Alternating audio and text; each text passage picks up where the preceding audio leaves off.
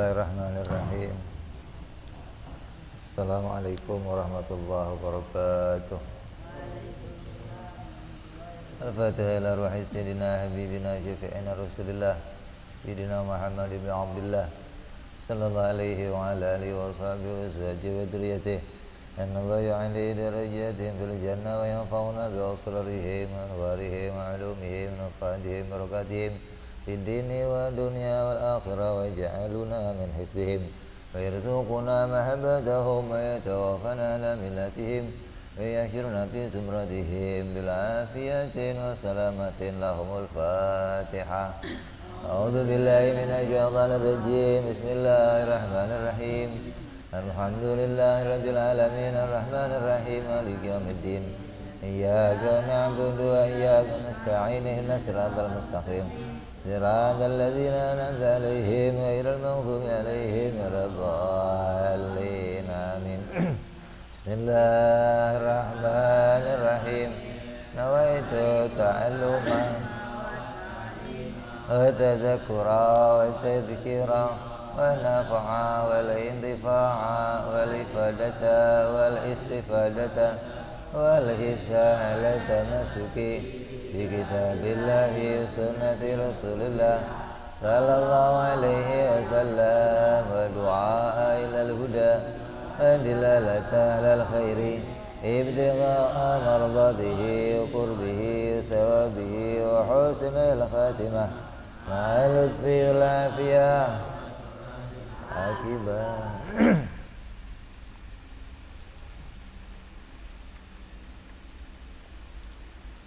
Bismillahirrahmanirrahim. Alhamdulillahirabbil alamin. Shalatu wassalamu ala asyrafil anbiya'i wal mursalin sayyidina habibina wa syafi'ina wa maulana Muhammadin wa ala alihi wa sahbihi ajma'in. Amma ba'du. Qala musanniful kitab Habibul Imam Al-Habib Abu Abdullah Muhammad bin Yusuf As-Sanusi rahimahullah wa nafa'ana bihi wa bi'ulumihi fid darain. Allahumma aftah qulubana futuhal arifin wa bihikmatika wansur alaina birahmatika ya arhamar rahimin. Ila anqal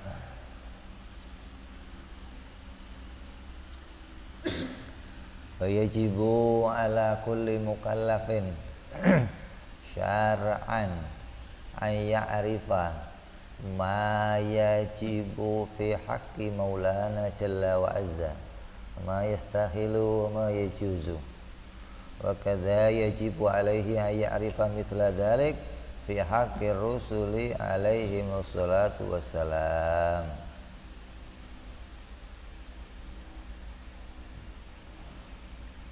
Udah kita bahas kemarin tentang wajibnya tiap-tiap mukallaf mengenal kepada Allah Subhanahu wa ta'ala.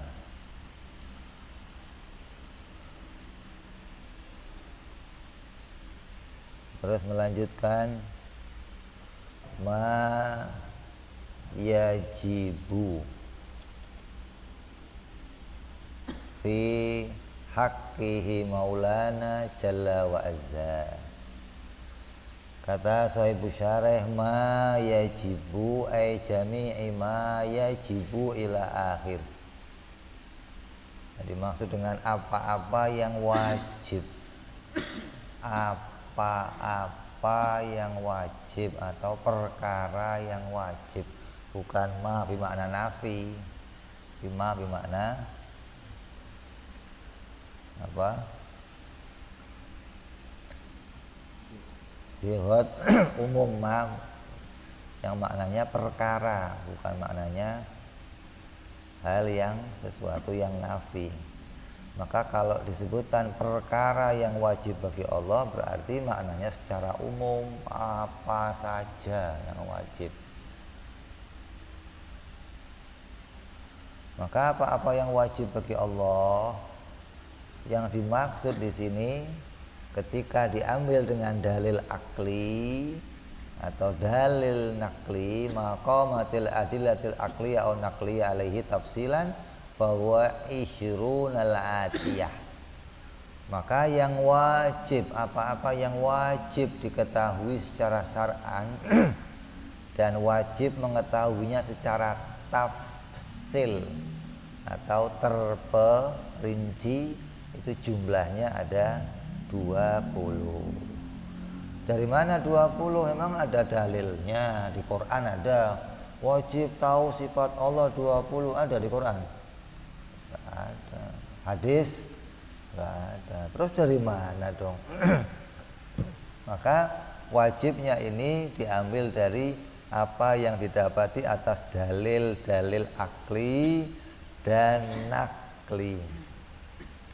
Di sebagiannya nanti dari yang 20 itu murni diambil dari akli.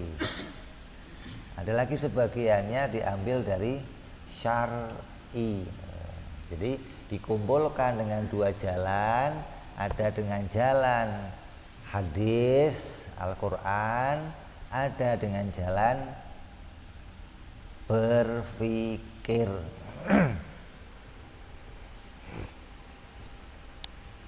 Kenapa demikian?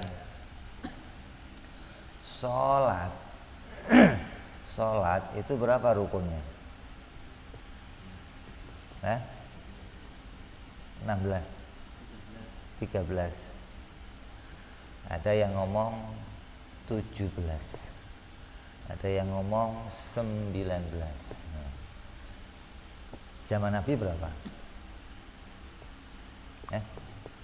Zaman Nabi rukun sholat berapa?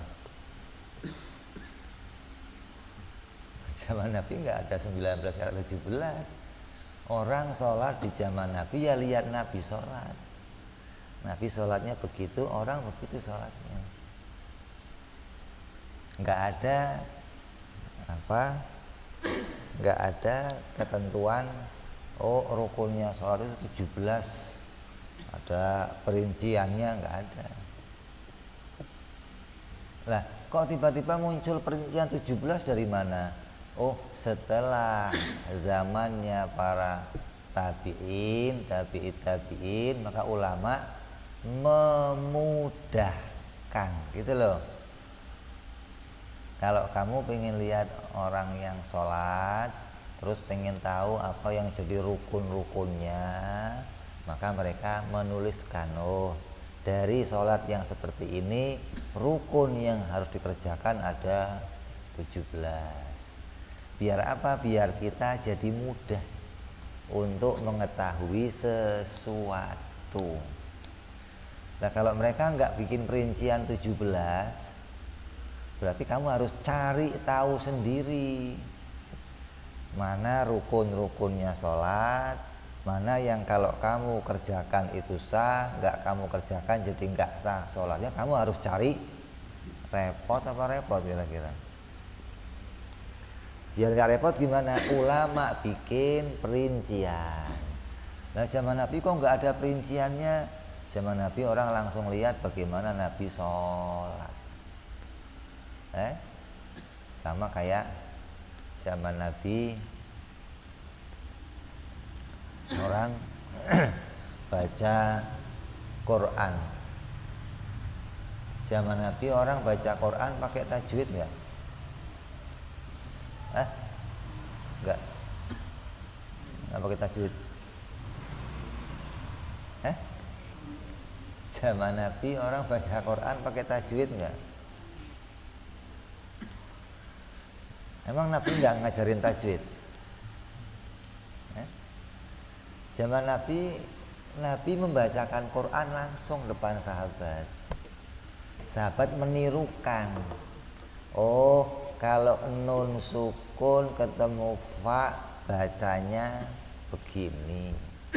Kalau nun sukun ketemu ain bacanya begini. Kalau tanwin ketemu ro bacanya begini. Kalau nun sukun ketemu ba bacanya. Itu langsung diajarkan langsung lewat lisannya Nabi, orang menirukannya. Hingga pelajarannya langsung dari Nabi dan enggak dinamain. Ini namanya apa, ini namanya apa, nggak ada. Tapi orang pada bisa tajwid gitu loh. Gak ada sahabat baca Quran nggak pakai tajwid, nggak ada. Baca Qurannya pakai tajwid. Tapi nggak dinamain, nggak ada ikhfa, nggak ada idhar, nggak ada iklab, nggak ada kolkolah, nggak ada tuh. Setelah zaman tabi'in baru muncullah mata pelajaran tajwid. Baru dikelompok-kelompokkan tuh. Oh, kalau nun sukun ketemunya dengan apa? Qaf, dal. Bacanya apa? Idhar, Pak. Dibacanya apa? Dibacanya nun sukun ketemu huruf qaf, dal, ba, jim. Nun sukun ketemu jim biasanya apa? Ada nun sukun ketemu ba dibacanya iklab. Ada nun sukun ketemunya lam ro dibacanya idgham bila guna. Ada nun sukun ketemunya ya nun mim wau dibacanya. Itu dinamain setelah zamannya para ulama. Kenapa? Memudahkan gitu loh. Begitupun yang kita kaji sekarang ini, kok wajib kenal Allah 20 dari mana? Ulama memudahkannya.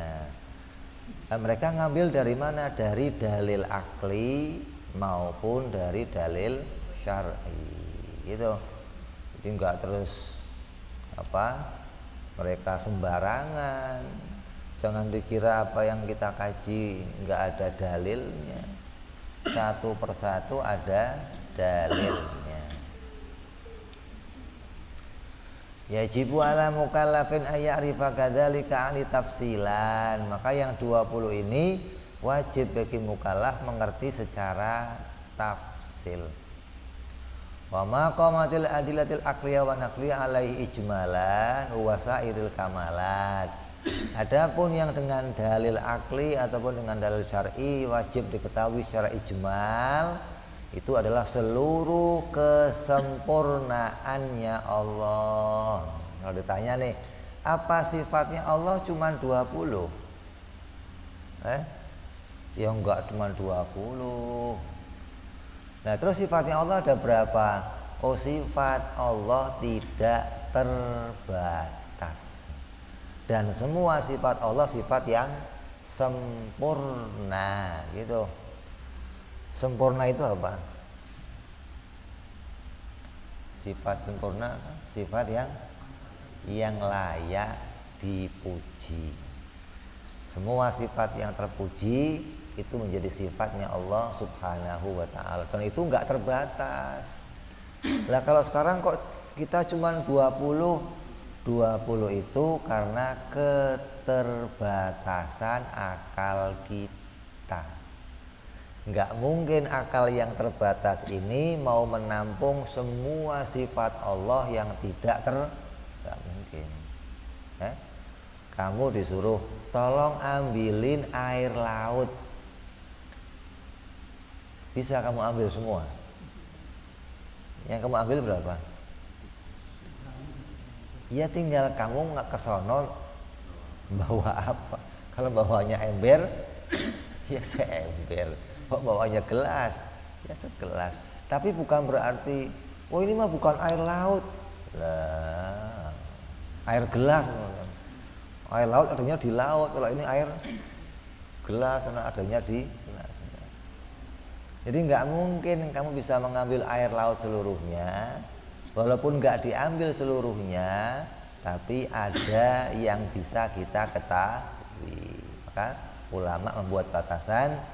Karena keterbatasan akal kita, maka manusia bisa mengetahui sifat Allah dengan dalil akli maupun dalil akli jumlahnya hanya 20. Ini pun beda-beda. ada yang ngomong berapa? 12, ada yang ngomong 13, ada yang ngomong 20. Kok beda kenapa? Karena nanti berbeda di dalam memperjelas tentang syai'. Sesuatu itu ada berapa? Oh, ada maujud, ada ma'dum, ada hal, ada amrun, ibarah, namanya sesuatu. Ada ulama yang ngomong oh sesuatu cuma 3, ada yang ngomong sesuatu ada 4. Nah, perbedaan ini membawa perbedaan pula dalam jumlah sifat yang harus diketahui. Kita pakai pendapat Imam As-Sanusi yang mereka mengatakan syai' itu ada 4, maka jumlah sifat yang harus diketahui oleh tiap-tiap orang Islam jumlahnya adalah 20 sifat Allah.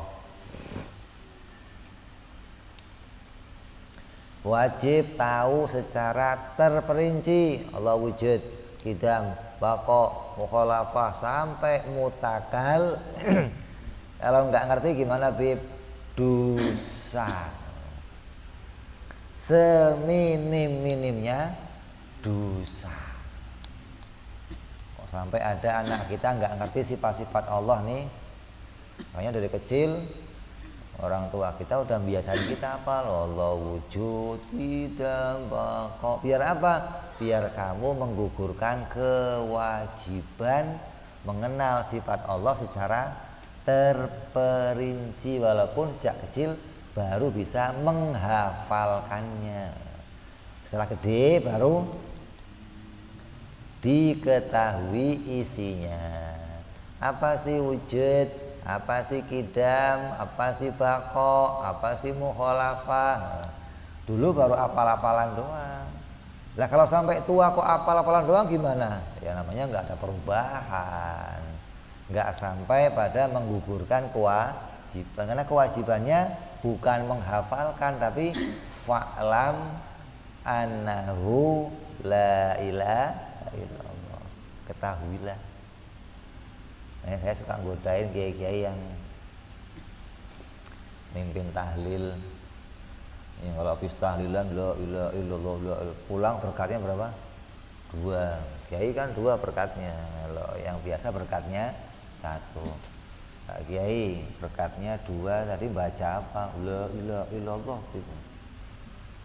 Lah kalau la ilaha illallah dibaca dapat berkat, kalau fa'lam gimana Pak Kiai? Dapatnya surga Pak Kiai. Surganya udah, fa'lamnya udah Kiai. Belum Bib, fa'lamnya belum. Baru la ilaha illallah. Itu baca la ilaha illallahnya aja menguntungkan, dapat 2 berkat, kan lumayan 2.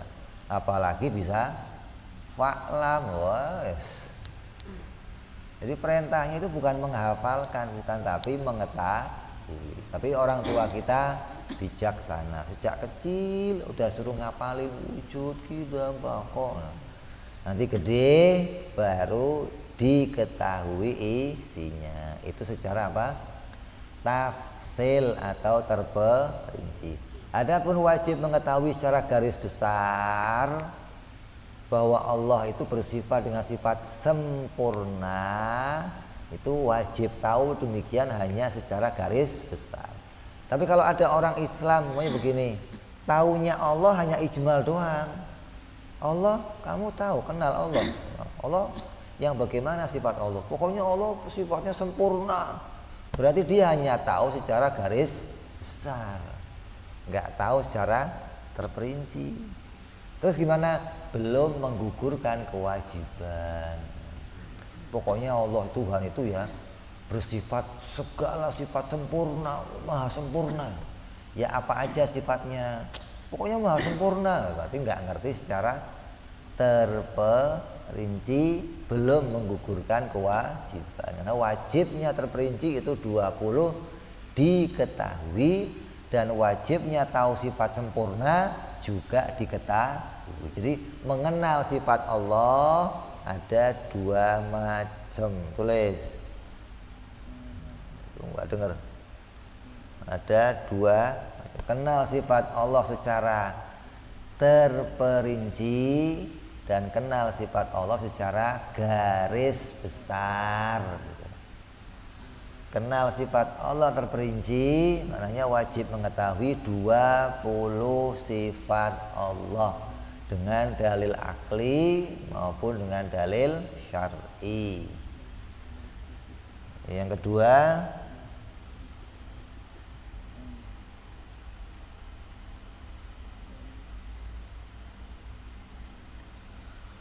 wajib mengenal sifat Allah secara garis besar, yaitu mengenal bahwa Allah bersifat dengan segala sifat sempurna yang tidak terbatas.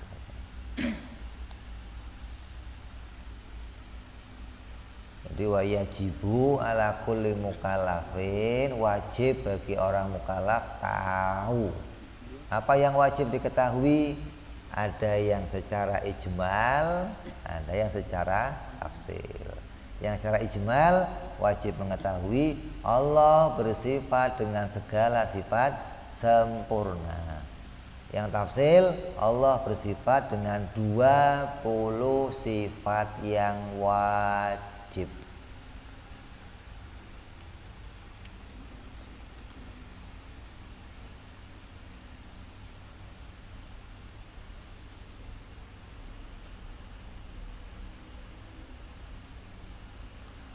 Ma yajibu fi haqqi maulana, yajibu di sini wajib apa ini? Hah?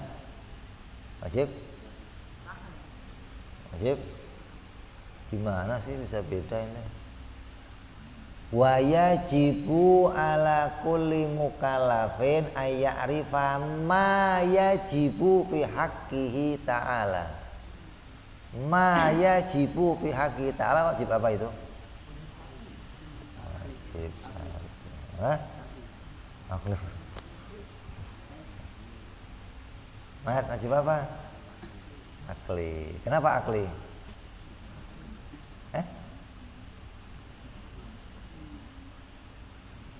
Wajib bagi orang Islam mengetahui apa-apa yang wajib bagi Allah. Apa-apa yang wajib bagi Allah itu wajib apa? Wajib akli. Kalau wajib bagi orang Islam, wajib apa itu? Wajib syar'i. Pinter loh murid yang fikih, masya Allah. Jadi ada dua macam wajib, ada wajib syar'i, ada wajib akli. Kan kalimatnya sama-sama wajib. Wa yajibu ayya'rifa ma yajibu, sama-sama wajib. Kalau kamu nggak bisa bedain, nanti dikira ini wajibnya wajib syar'i. Allah itu wajib, wajib dapat pahala Allah. Allah dapat pahala gimana sih? Ya, jadi mengenal Allah itu ada dua keadaan, ada yang wajib diketahui secara terperinci, ada yang wajib diketahui secara garis besar atau ijmal. Wa kadza yaqulu fi ma yastahilu fata'amal. Terus fi haqqi maulana. Fi haqqi maulana, fi makna lafal fi maknanya lam. Fi haqqi maulana wal haq ada makna hak di makna haqiqah. Alladhi yazad maknanya adalah zat. Wal maula lafal maula yutlaqu diucapkan ala ma'anin katsirah, mempunyai makna yang banyak. Al munasib minha yang sesuai dengan maknanya, yaitu an-nasir dan an-nasir yang menolong, wal ansab yang lebih cocok itu mutawali umurina yang menguasai semua perkara kita. Wajib mengetahui apa-apa yang wajib fi haqqi maulana. Fi haqqi maulana maknanya li dzatillah. Fa itu bermakna lam. Hak bermakna hakiko ay adzat. Wajib tahu 20 sifat yang berdiri pada zatnya Allah. Emangnya boleh Allah disebut zat? Boleh. Karena ada ulama yang mencontohkan, di antaranya Syekh Zakaria yang mengatakan apa? Tafakkaru fi khalqillah wala tafakkaru fi zatillah. Dia menunjukkan bahwa boleh ngomong tentang zat disandarkan kepada Allah. Tapi maknanya ngerti mukhalafahnya. Allah ada, kamu ada, boleh. Allah melihat, kamu melihat, boleh ngomong begitu, tapi ngerti perbedaannya. Jadi fi haqqihi ta'ala fi dzatihi ta'ala.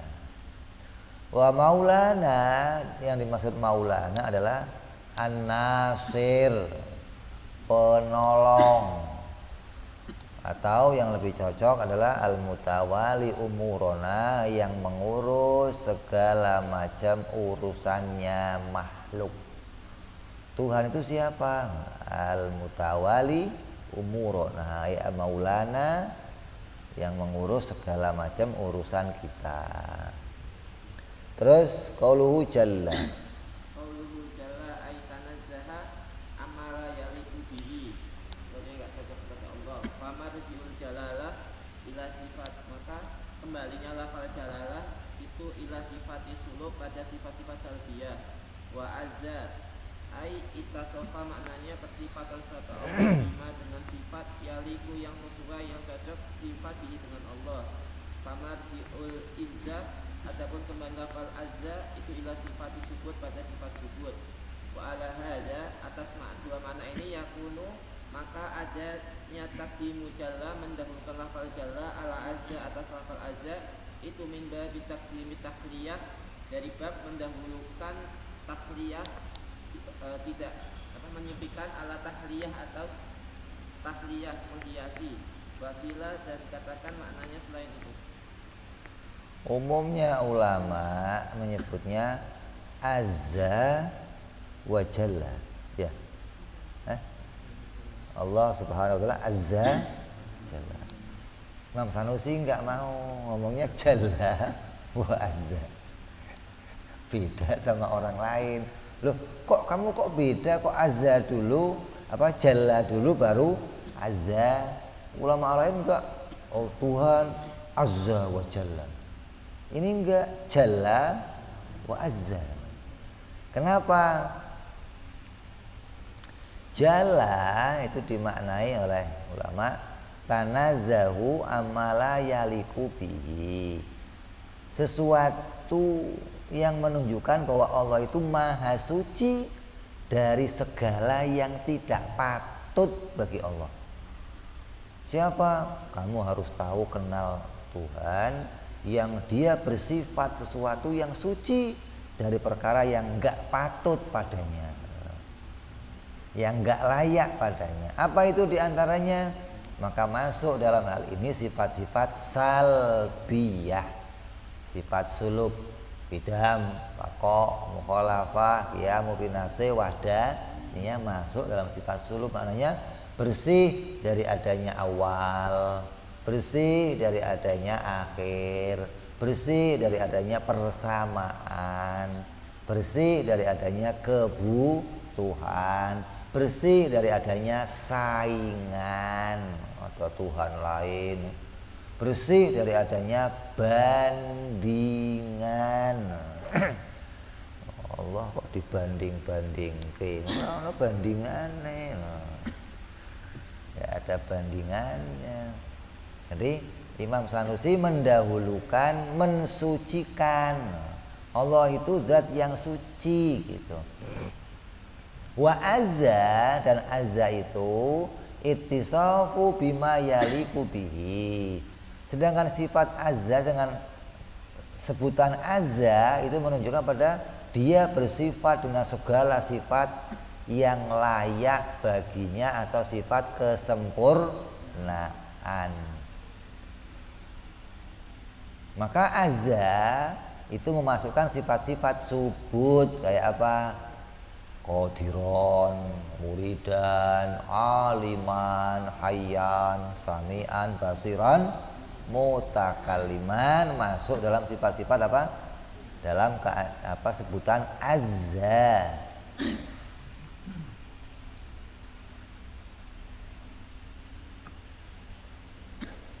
Wa ala hadza, maka atas pendapat Imam Sanusi yang demikian mendahulukan jalla daripada azza itu adalah tujuannya dari arah mensucikan baru menghiasi gitu. Ente kalau mau pakai baju yang bagus, yang bersih, mandi dulu apa pakai baju dulu? Enggak pakai baju dulu baru mandi enggak? Mandi dulu biar bersih baru pakai baju gitu. Jangan bajunya dipakai baru dibersihin, gimana sih? Kalau sudah dipakein baju yang indah, yang mau dibersihin gimana? Bersihin dulu yang enggak layak, baru pakein sesuatu yang pantas gitu. Maka Imam Sanusi milih dengan jalla wa azza, walaupun ada ulama yang enggak demikian ngartiinnya. Tapi ini pendapat yang diambil oleh Imam As-Sanusi rahimahullah. Terus wa ma yastahilu ai fi haqqi maulana, yang mustahil di dalam dannya Allah Ta'ala jalla wa azza.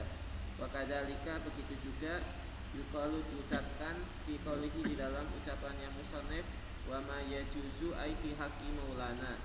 Fafihi, maka di dalam lafal ma yastahilu al hadfu, ada pembuangan, min ghairil awali, dari selain yang pertama, lidilalatihi, karena menunjukkannya lafal ma yastahilu alaihi, atas pembuangan itu.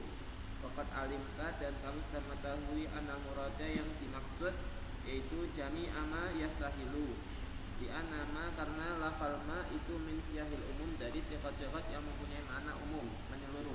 Lakin nama, tetapinya perkara qomat yang ada apabila dalil akliyah al nakliyah alaihi, yang menunjukkan atasnya tafsiran secara terperinci, wahwa isruna, yaitu 20, al adad, huruf daripada lawan-lawan al atiyah yang akan datang, itu yajibu, wajib, alal mukallafi, atas setiap orang mukallaf, apa ayat arifahu, untuk mengetahuinya, kadalika, begitu juga ayat tafsilan, maknanya mengetahui secara terperinci juga.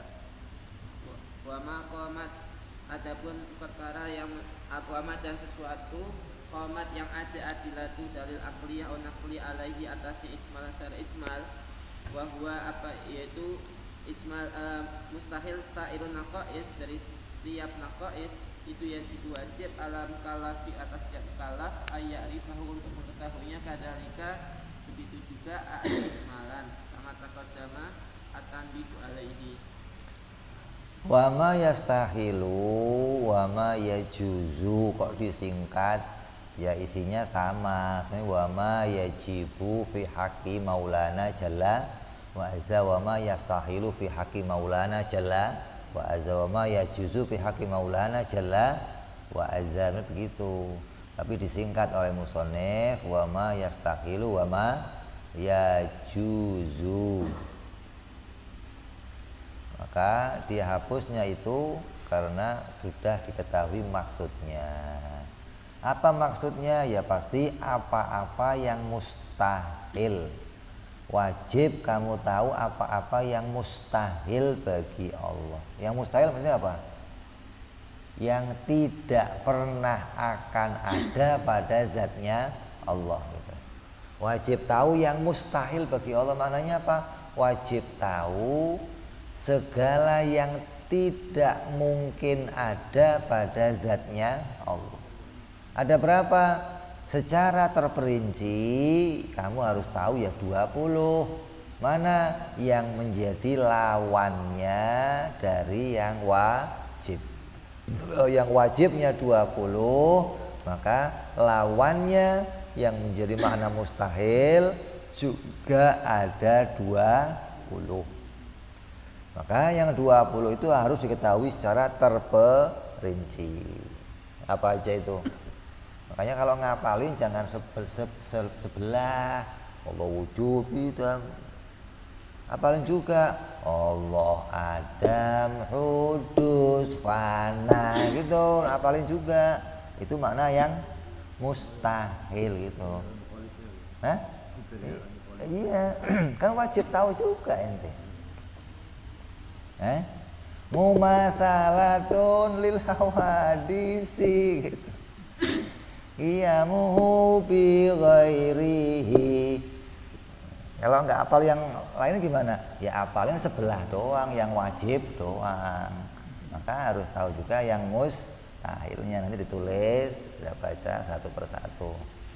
Yang mustahil wajib tahu juga jumlahnya berapa? 20.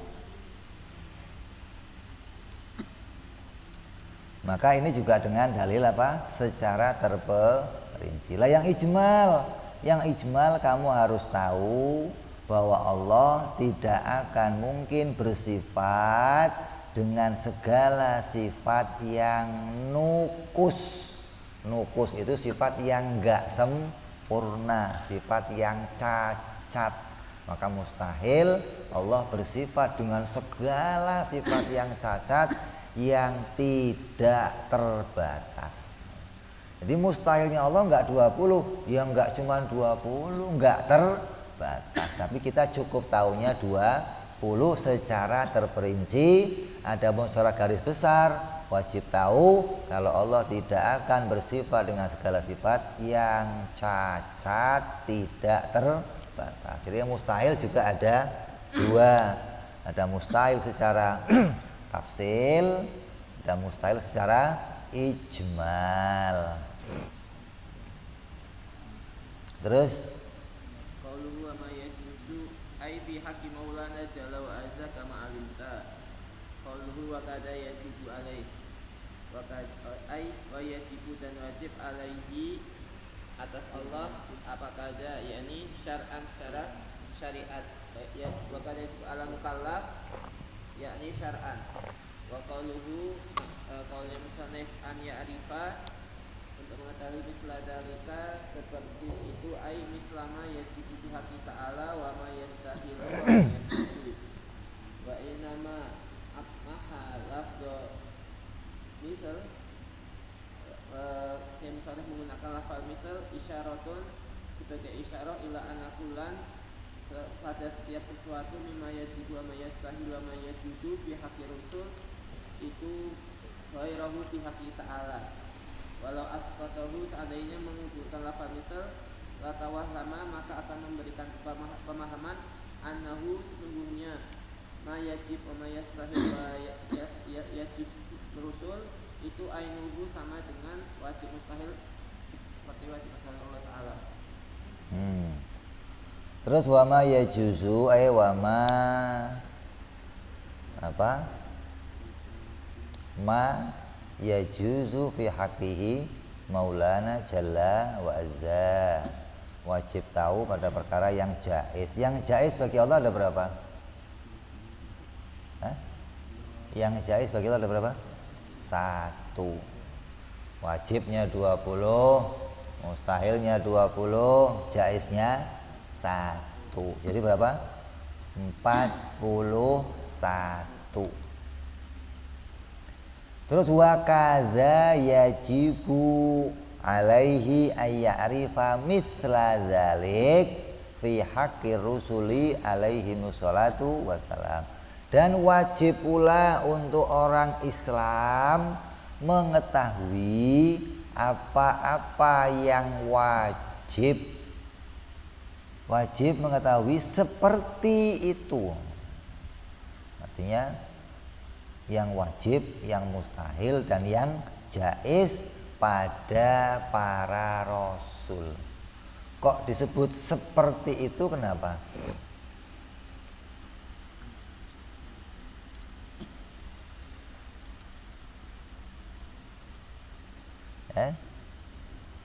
Kalau nggak pakai misil kenapa? Maka nanti akan diartikan wajibnya sama dengan wajib pada Allah.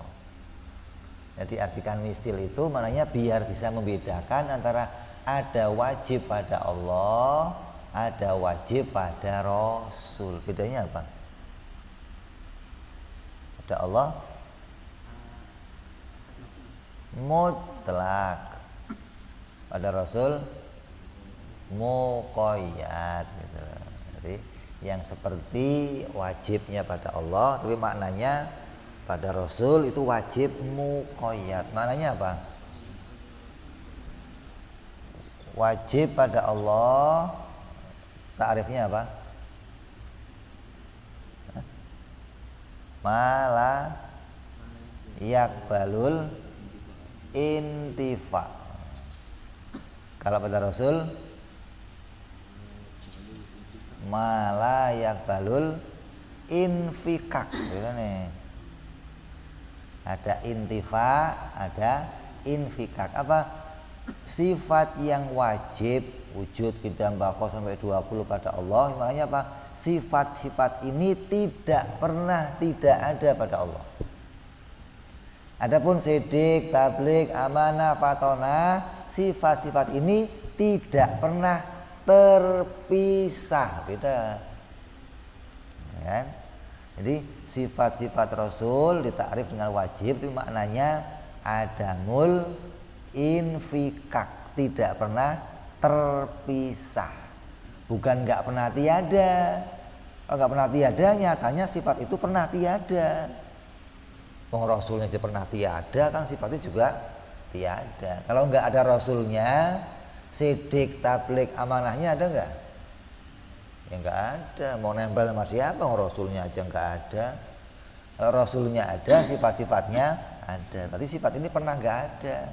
Kok disebut wajib? Oh maknanya wajib muqayyad gitu loh. Ketika nabinya ada, maka wajib bersifat dengan sifat-sifat tersebut.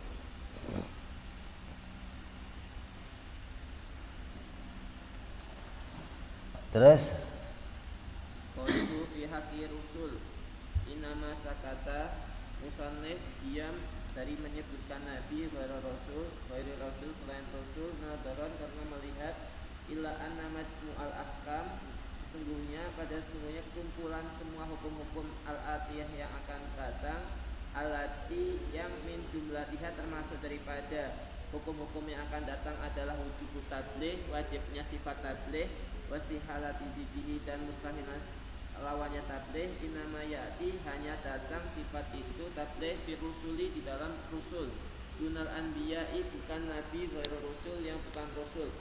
Wa makila adapun yang diucapkan min annahu sumya yajib wajib ala nabi atas nabi an ayyubaligha menyampaikan anasa manusia annahu nabiyun sumya dirinya nabi itu liyuh tarama supaya dimuliakan itu layakfa tidak ada kesamaraan annahu sesungguhnya itu tadi tabu'udu iradatihi guna tabu'udu iradatihi guna. Jauh. Fi haqqi rasul pada zatnya para rasul. Kok nggak nyebut pada para nabi? Bedanya pasti nabi dan rasul. Ada nabi, ada rasul. Bedanya apa?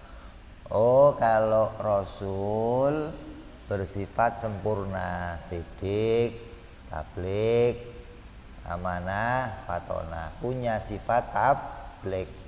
Kalau nabi hanya sidik, amanah, fatona, enggak bersifat tabligh. Maka musonif lebih memilih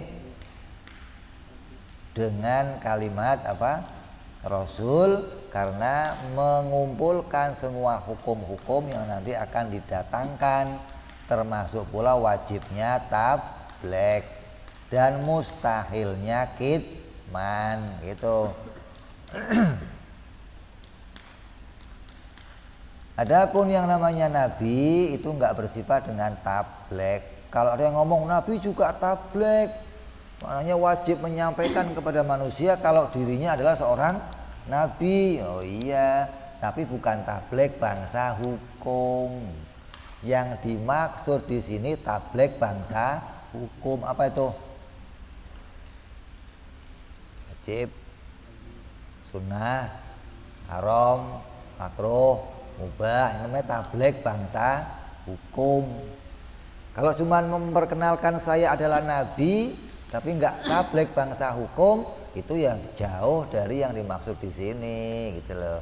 Yang dimaksud musannaf di sini adalah akan menunjukkan satu keadaan yang mana dia wajib bersifat tablek yang isinya menyampaikan hukum-hukum dari Allah. Nabi enggak ya? Enggak, Nabi dapat wahyu untuk dirinya sendiri. Kalau Rasul dapat wahyu untuk dirinya dan untuk orang lain. Beda tuh. Jadi beda Nabi dan Rasul. Kalau Nabi dapat wahyu hanya untuk dirinya, Rasul dapat wahyu untuk dirinya dan untuk orang lain. Kayak Nabi Khidir dapat wahyunya apa? Nabi Khidir dapat wahyunya apa? Bunuh anak kecil, bolongin kapal. Itu wahyu umum atau untuk sendiri? Ya nggak ada umatnya. Kalau ada umatnya gimana? Umatnya ikut bolongin kapal semua kerjaannya, bunuhin orang. Nah itu wahyu untuk dirinya sendiri. Ada wahyu yang untuk dirinya dan untuk disampaikan apa? Yang bangsa hukum.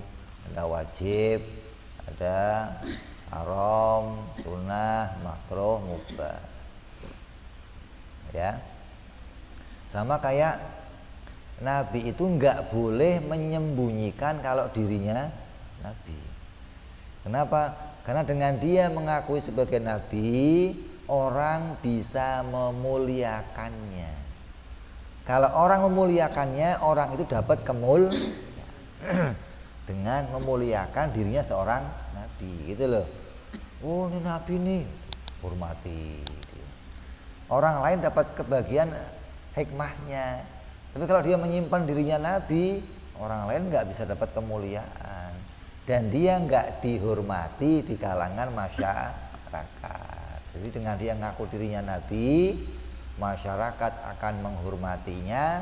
Ketika masyarakat menghormatinya, masyarakat dapat keuntungan, keberkahan dari seorang, walaupun nggak menyampaikan bangsa hukum, tapi dapat kemuliaan. Terus Famimma yajibu ilahirihi ay idza aratta, ketika kamu menginginkan bayan dzalika, penjelasan perkara yang wajib, mustahil, jaiz. Famimma, maka sebagian daripada perkara sifat yajibu yang wajib ilahirihi. Falfa, maka falfa famimma lil ifsah la fa fasihah. Di anaha, karena fa di sini afsahat, menjelaskan ansartin daripada syarat muqaddarin yang dikira-kirakan, lakin tetapi al-musannifu musannif lam yubayyin, tidak menjelaskan jami'a semua perkara-perkara yajibu yang wajib bihaqqi ta'ala di dalam zatnya Allah Ta'ala, wa jami'a ma yastahilu bal ba'duma, tetapi menjelaskan sebagian perkara sifat yajibu yang wajib. Wa huwa, adapun ma yajibu ba'du ma yajib, itu ma perkara yajibu yang wajib tafsilan secara terperinci fakot, hanya itu fakot. Dunama, bukan perkara yajibu yang wajib ijmalan dengan ijmali. Wa ba'du ma, dan sebagian sifat yastahilu yang mustahil. Wa huwa ba'du ma yastahil, itu ma perkara yastahilu yang mustahil tafsilan secara terperinci fakot. Itu nama yastahilu ijmalan. Walidzalika, karena hal itu ata, maka mendatangkan musannif bimin dengan lafal min yang maknanya sebagian at-tabidiyah. Hai suqala, sekira berkata si musannif famimma yajibu ilahirihi wa ma yastahilu. Fata'ammal, maka angan-angan. Famimma yajibu,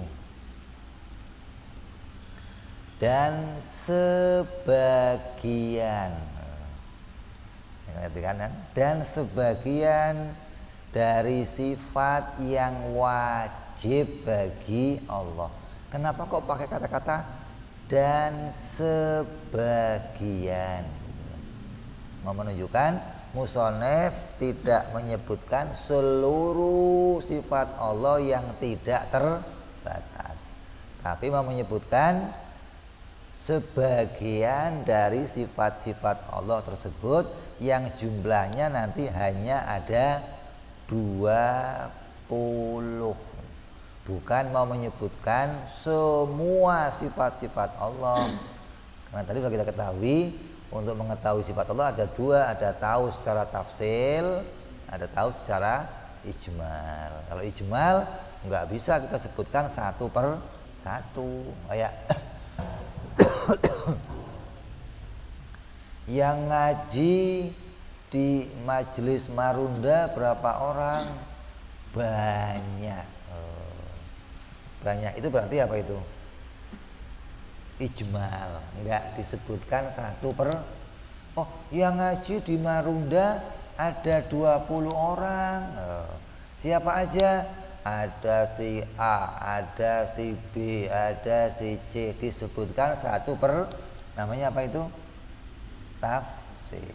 Jadi ada pemberitahuan untuk kamu, pemberitahuannya secara terperinci atau pemberitahuan secara garis besar. Lah, musonef mau ngasih tahu kamu yang terperinci gitu loh. Oh, dan sebagian yang wajib pada Allah ada 20. Begitu pula yang mustahil, nanti famimma yastahilu juga ada 20. Sebagian dari perkara yang mustahil bagi Allah secara terperinci saja, bukan yang mustahil secara ijmal atau garis besar. Karena yang mustahil secara garis besar yang nggak bisa kita sebutkan satu per satu.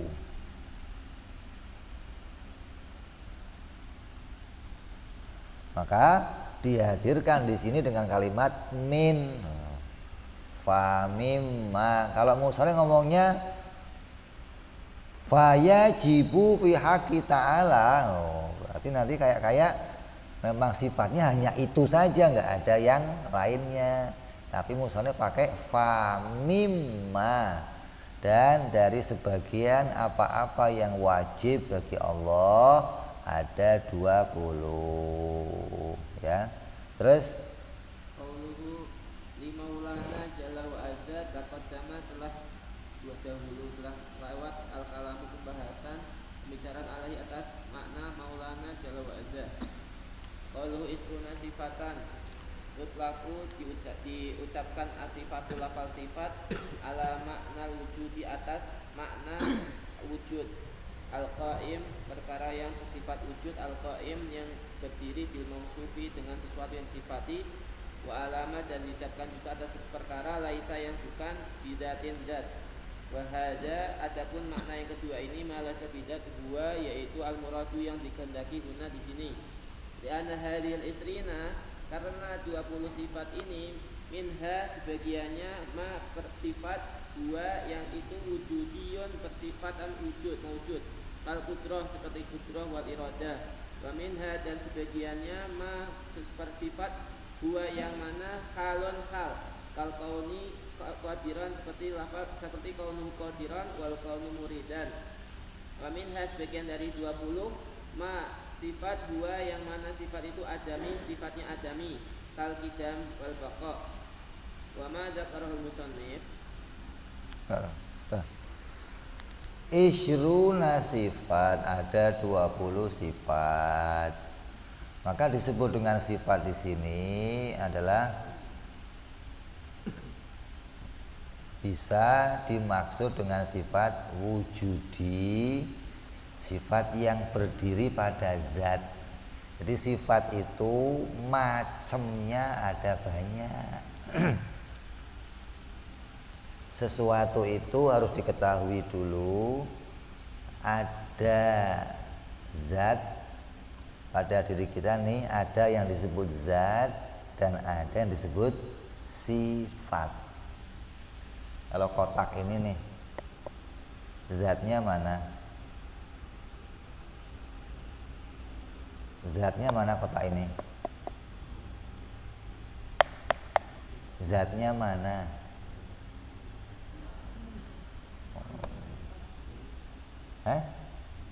Zatnya yang bisa kamu tunjuk itu, yang bisa kamu cuding itu zatnya. Karena ada keberadaannya, ada tempatnya. Mana zatnya? Ya ini plastik, ini zatnya. Nah kalau ini kotak, sifatnya. Sesuatu yang berdiri pada tepak. Sesuatu yang berdiri pada tepak ini apa saja namanya sifat. Enggak harus sifat yang kelihatan. Jadi sifat itu ada dua, ada sifat yang kelihatan, ada sifat yang enggak kelihatan. Jangan dianggap sifat itu semuanya harus kelihatan.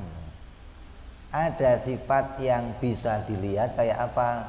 Kotak, biru, halus, ini kelihatan semua tuh. Ada sifat yang enggak kelihatan. Maka yang dimaksud dengan 20 di sini bukan maksudnya semua sifat yang kelihatan, bukan. Tapi semua sifat-sifat yang ada pada Allah. Walaupun sifat itu termasuk sifat yang enggak kelihatan. Kayak pada diri kamu lah. Kalau coklat ini sifat apa? Kelihatan apa enggak kelihatan? Kelihatan. Kalau ganteng, kelihatan apa enggak? Ganteng, kelihatan enggak? Kelihatan? Mana? Coba mana ganteng kayak apa? Kayak kamu? Coba ganteng kayak apa? Kalau coklat kayak begini bisa kamu tunjukkan. Kalau ganteng kayak apa?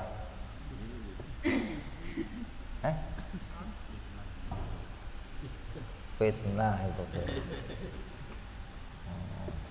Fitnah. Kalau lawannya ganteng apa? Jelek itu kayak apa?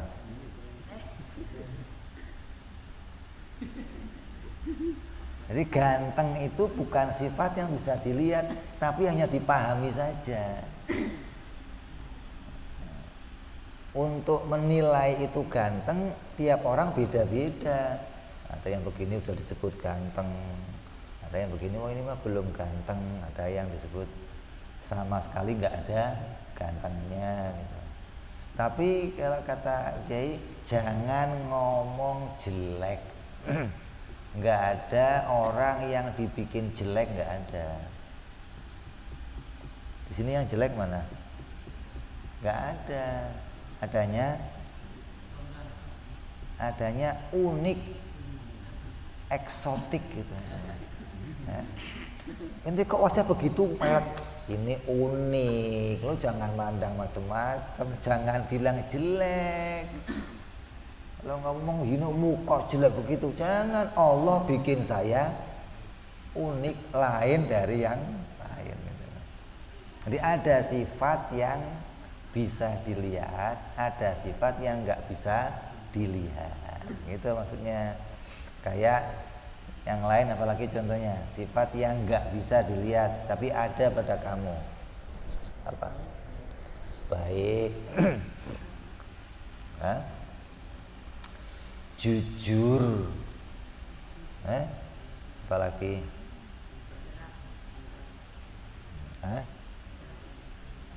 berak, jorok lu ngomongnya.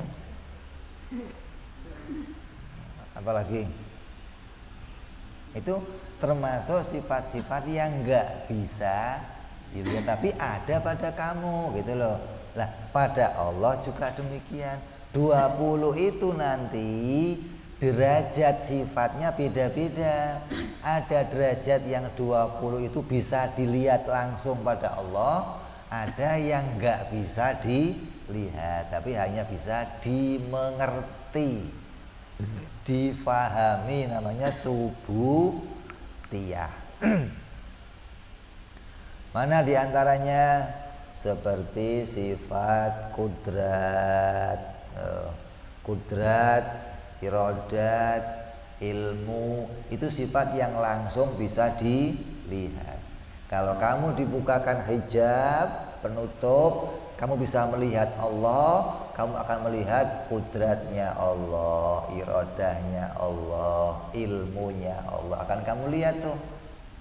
Kenapa? Itu sifat-sifat yang langsung berdiri ada pada zatnya Allah yang derajatnya bisa dilihat.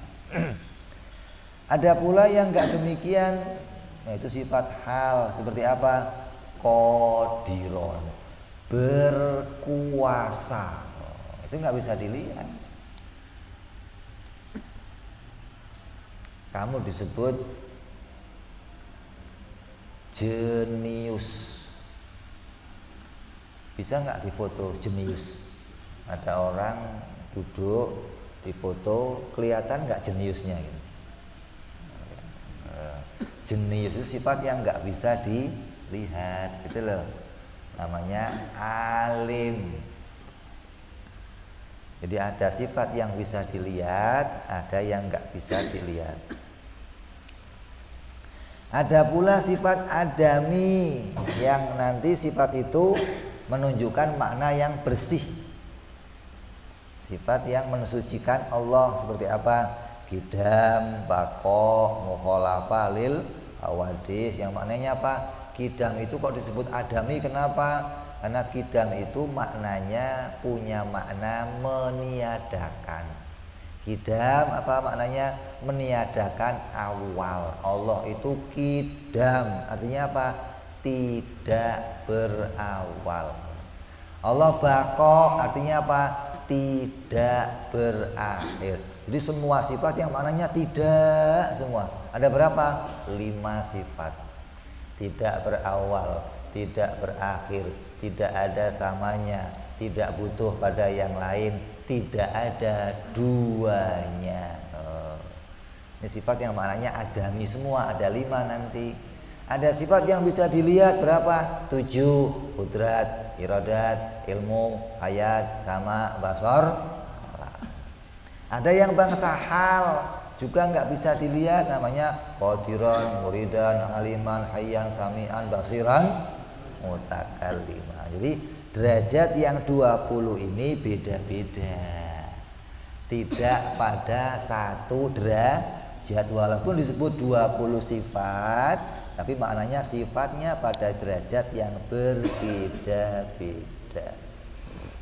Terus wa ma dzakarahul musannaf, apa yang disebutkan oleh musannaf min annal wajibah, dari semuanya perkara yang wajib atasil itu isruna 20 sifat, mustahil yang dan mustahil tafsil kadalika 20 juga, itu mabniun didasari al-qaul, atas pendapat disubutil ahwali, dengan adanya ahwal, menetapkan ahwal, al-mabni yang didasari ala tariqah, atas jalan, al-qailati yang mengatakan, pendapat mengatakan di anal asya'a, sesungguhnya syai' itu arba'atu aqsamin, 4 macam, maujudat wahiyat dan maujudat itu mah sesuatu tasihu yang sah apa ru'yatuhu, yang boleh apa ru'yatuhu melihatnya, wa makdumat wahiyat, makdumat itu mah perkara la subuta yang tidak ada tetaplah hukumnya, wa ahwal wahiyat dan ahwal itu al-wasitah, tengah-tengah, bainal masyudat wal makdumat wa umur itibariyah.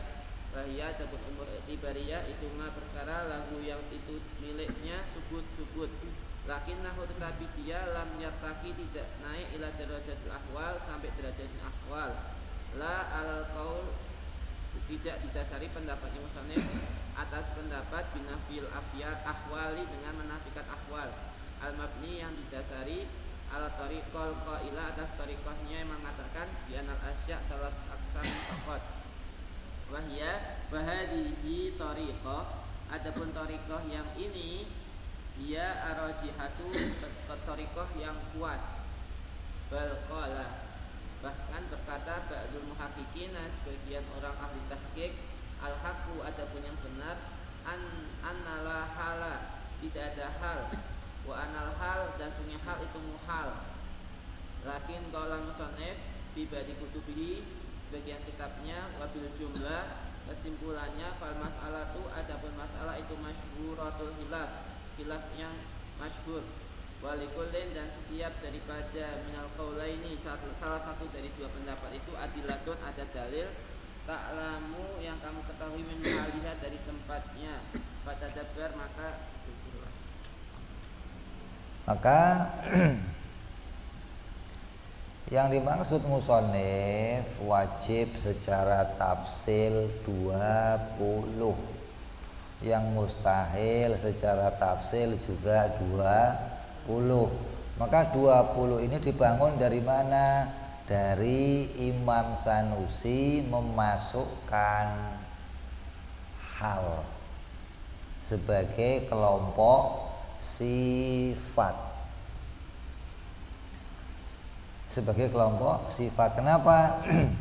Karena yang namanya asya atau syai' sesuatu. Sesuatu itu ada berapa? Dia kenal nggak namanya sesuatu? Ada sesuatu nih. Sesuatu itu apa saja isinya? Sehingga itu disebut sebagai sesuatu. Maka ulama mendefinisikan, ada ulama yang mengatakan sesuatu itu 3, ada ulama yang mengatakan sesuatu itu 4. Beda-beda nih. Yang mengatakan 4 diantaranya siapa? Imam As-Sanusi yang sedang kita baca kitabnya mengatakan sesuatu itu ada 4. Apa 4 itu? Yang pertama, sesuatu yang ada termasuk bagian dari sesuatu. Ada itu apa? Mayasihu, apa-apa yang sah, ru'yatu, yang sah dilihat. Mana ini? Biru, kotak, tepak, meja. Ini sesuatu yang sah dilihat. Segala yang langsung bisa kamu lihat dengan mata kamu, maka disebut namanya sesuatu yang ada atau maujud. Apalagi contohnya merah, putih. Ini sesuatu yang disebut perkara yang maujud, yang langsung. Sesuatu itu bisa kamu lihat. Kalau ukurannya pakainya mata kita terbatas melihatnya hanya warna dan bentuk. Selain warna bentuk, mata kita nggak bisa melihat. Padahal yang bisa dilihat, yang termasuk perkara maujud, bukan cuman warna dan bentuk, banyak. Mana? Semua yang diidrok oleh indera kita itu pasti perkara yang ada. Indra itu hanya nemu perkara yang ada. Kayak apa? Kuping nemu apa? Suara. Ada nggak suara? Ada. Walaupun nggak bisa dilihat pakai mata, tapi dilihat pakai bau. Ada nggak? Bau wangi, bau asam ada? Ada. Terus manis, ada nggak? Asin, pahit, ada nggak? Ada. Walaupun nggak bisa dilihat pakai mata, tapi ditemu pakai indera. Kalau mau ngukur itu semua bisa dilihat, maka ngukurnya pakai penglihatannya Allah. Jangan ngukur pakai penglihatan kita, gitu loh. Segala yang maujud itu bisa dilihat oleh Allah. Kalau kita hanya terbatas warna dan bentuk. Coba kamu lihat meja, yang kamu lihat apanya? Bentuknya, warnanya. Kamu lihat rumah, yang kamu lihat apa? Bentuknya, warnanya. Kamu lihat mobil, yang kamu lihat apa? Bentuknya, warnanya. Itu memang keadaannya begitu, karena penglihatan kita terbatas. Padahal yang bisa dilihat lebih dari itu. Kalau mau diukur pakai indera aja lah. Ada pakai mata, pakai hidung, pakai penciuman, semua ada semua. Kalau hanya gara-gara nggak kelihatan mata kamu ngomong nggak ada, bau, oh bau mah nggak ada, nggak kelihatan mata. Sini tak kentutin kamu biar tahu rasa, biar sadar kalau kentut itu ada, gitu loh. Sakit, ada nggak sakit itu? Sakit itu ada nggak? Kalau nggak percaya sini tak tonjok kamu biar ngerasain yang namanya. Kan nggak kelihatan, Bib. Tadi kalau diukur pakai mata kita cuma nemunya apa? Warna. Sakit bukan warna, nggak bisa ditemu mata. Padahal sesuatu yang ada. Terus mayasihu ru'yatu wal ma'dumat. Kalau tiada, apa sih tiada itu? Tiada juga sesuatu. Bukan hanya yang ada aja, tiada juga bagian dari sesuatu.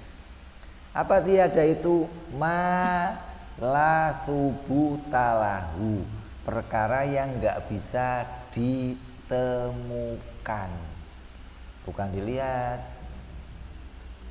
nggak bisa ditemukan. Apapun yang nggak bisa ditemukan disebut tiada. Kamu bawa senter nyari maling, nggak ketemu, disebutnya apa? Nggak ada. Kamu nyari cewek nggak ketemu, disebutnya nggak ada. Apa belum ada?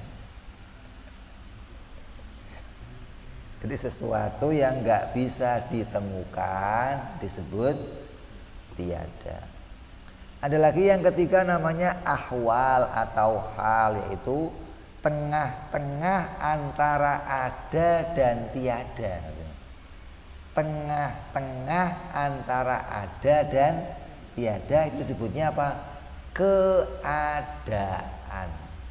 Bukan nyata ada, juga bukan nyata tiada. Namanya hal.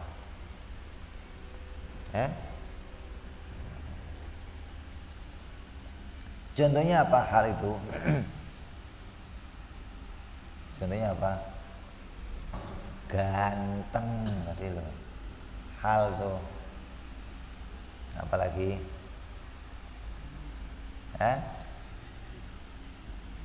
Apalagi contohnya hal? Berkuasa, alim, jenius, itu hal. Dilihat langsung nggak bisa, disebut nggak ada juga nggak bisa. Jenius itu atau alim itu atau ganteng itu ngomong, oh ini sifat yang nggak ada, ya nggak bisa. Disebut sifat yang ada enggak kelihatan. Jadi dikelompokkan masuk dalam hal atau keadaan. Kayak ente gimana hari ini keadaannya? Sehat? Sehat. Itu keadaan. Kalau bisa kamu lihat, kamu tanyain enggak kira-kira? Ente sehat. Lah, yang ente lihat apa? Kalau ada orang habis kepalu, wah, sakit. Kira-kira apa? Sini tak coba, jangan pakai nanya gitu. Gara-gara kamu nggak ngelihat sakitnya, kamu nanya sakit. Kan nyesek udah tahu kepalu, nanya sakit. Kalau kamu bisa ngelihat sakitnya, kamu nggak akan nanya, gitu loh. Jadi sesuatu yang nggak bisa kamu lihat, tapi disebut nggak ada yang nggak bisa, maka namanya keadaan, gitu, atau hal. Terus ada lagi namanya yang ketiga, yang keempat, amrun umurul i'tibariyah, atau perkara yang bisa digambarkan. Malahu subutun lakinnahu lam yartaki ila darajatil ahwal la ala qaul, tapi tidak bisa naik pada derajatnya hal. Malahu subut, apa-apa yang pada dirinya itu bisa ditemukan tapi tidak disebut hal. Kenapa? Kalau hal itu rata-rata nuntut sesuatu. Ganteng nuntut apa? Nuntut wajah. Kalau rata bisa ngomong ganteng ente. Atau ini dah ganteng ya bisa. Kenapa? Karena ganteng itu nuntut sesuatu, namanya keadaan. Sehat nuntut apa? Nuntut apa sehat itu? Badan, hidup. Kalau mati masih sehat gak nih? Sehat nuntut sesuatu. Jadi sesuatu, perkara yang nuntut yang lainnya disebut keadaan. Ada lagi ibaroh, dia ditemukan tapi nggak nuntut sesuatu. Kayak apa contohnya? Gerak. Gerak itu bisa kamu temukan nggak? Ada nggak di sini gerak itu? Tepak itu gerak. Tanya, geraknya mana? Ya nggak bisa dilihat, hanya bisa digambarkan. Gerak itu apa? Pindahnya sesuatu dari tempat yang satu ke tempat yang lain, namanya gerak. Kalau tadi di sini, sekarang di sini, namanya apa? Diam. Gerak dan diam ini nggak nuntut sesuatu, gitu loh. Maka gerak itu nggak bisa naik pada derajatnya hal. Ini pendapat Imam As-Sanusi,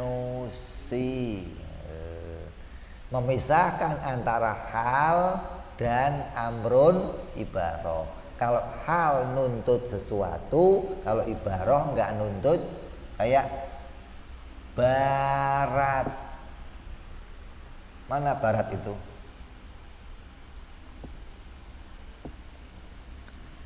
Kanan. Mana kanan itu?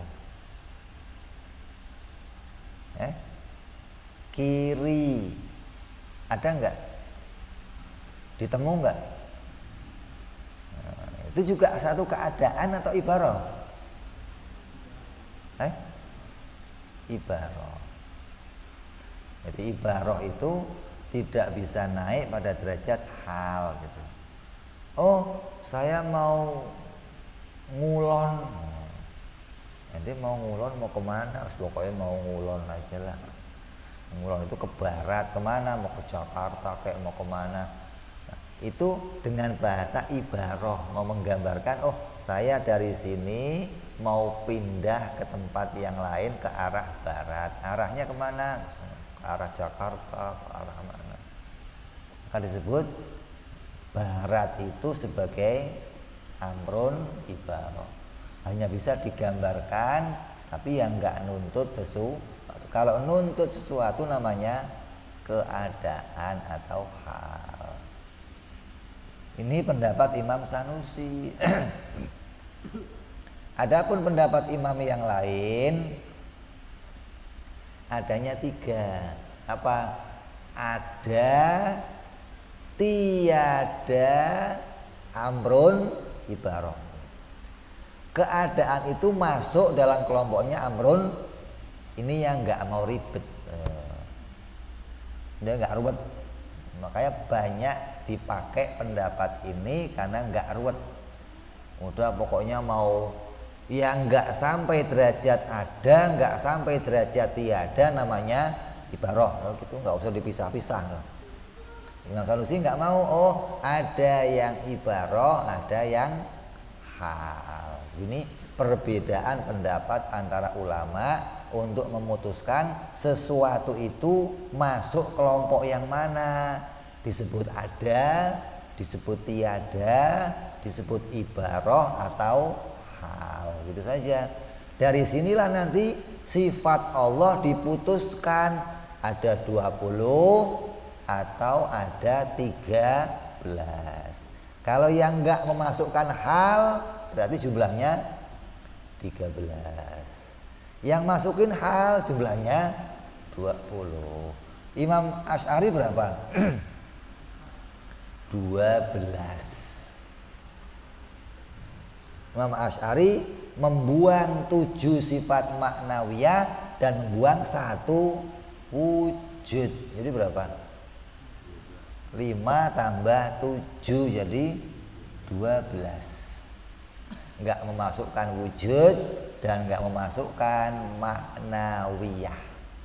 Yang 7 qadiron, muridan, aliman enggak masuk kata Imam Asy'ari. Maka hanya membahas 12 sifat Allah.